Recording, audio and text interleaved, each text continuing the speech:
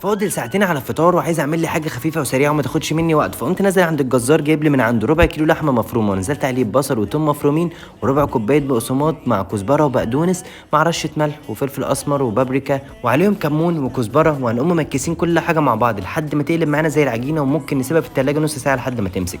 وعلى جنب هنقوم مقطعين شويه بطاطس كده شرايح ونازلين عليها بنفس التوابل اللي احنا حطيناها، بس هنقوم مزودين شويه زيت زيتون، وهنقلب كل حاجه مع بعض وجايبين اي صينيه عندنا هتخش الفرن وحاطين طبقه بطاطس. هنقوم عاملين شكل الكفته بتاعنا على شكل الكفته اللي احنا متعودين عليها في المطاعم، بس هيكون شكلها بيتي. هنقوم مزودين شويه ميه ومدخلينها الفرن حوالي تلت ساعه نص ساعه لحد ما تستوي معانا. في اي بوله عندنا فيها علبه زبادي هنقوم نازلين بمعلقتين طحينه وعليهم فص ثوم وشويه شبت ونعناع وملح وفلفل اسمر وكمون وبابريكا وشويه خل. احنا كده ادينا خلصنا الصوص اللي هنغمس فيه الكفته بتاعتنا، والكفته اول ما استوت معانا ده كان شكلها. هنقوم جايبين اي طبق عندنا وحاطين فيها عيش عربي او عيش تورتيلا، وحاطين طبقه بطاطس بعدين طبقه الكفته، وعندنا شويه بصل كده عاملينه بالخضار والسماق هنقوم مجرنشين بيه. وبس كده احنا خلصنا. اكتبوا لي تحت في الكومنتات فطاركم ايه النهارده، وعايزكم تكتبوا لي وصفات لو احنا مستعجلين عايزين نلحق نفطر على المغرب، وصفات نعملها بسرعه. وبس كده ويا لهوي على